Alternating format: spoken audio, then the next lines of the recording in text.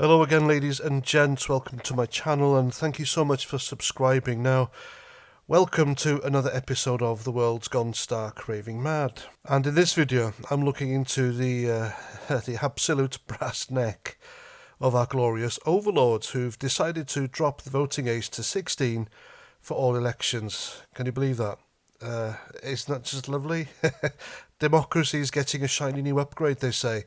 Reform, progress, equality, except it's none of those things, is it? It's electoral manipulation so blatant, it might as well come with a neon sign saying, we're rigging the game and we don't care who knows it. So let's not kid ourselves. This isn't about giving spotty teenagers a voice. This is about Keir Starmer and his merry band of socialist control freaks, a nice juicy pool of impressionable new voters to exploit. Kids who've barely worked out how to tie their shoelaces without an app are now going to decide the future of the country.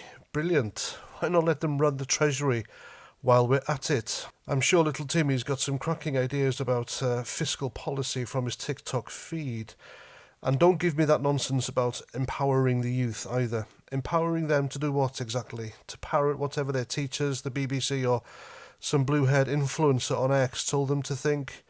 These are kids who've been spoon-fed a steady diet of woke dogma since they were in nappies. They're not exactly out there reading Locke or Mill, are they? No, they're scrolling through their phones, lapping up every trendy cause like it's a gospel.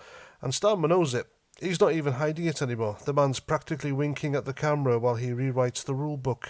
And another thing, he thinks he's got this in the bag, doesn't he? Thinks he's got a whole new generation of obedient little voters who'll march to the tune of his dreary authoritarian hymn sheets. But here's where it gets interesting.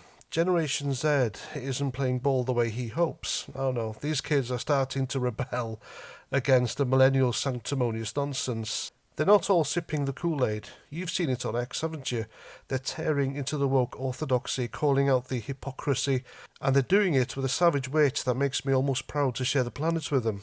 But don't get too excited. This isn't about trusting 16-year-olds to save us. It's about asking why we're letting the government treat our democracy like a cheap board game they can tip over whenever they fancy.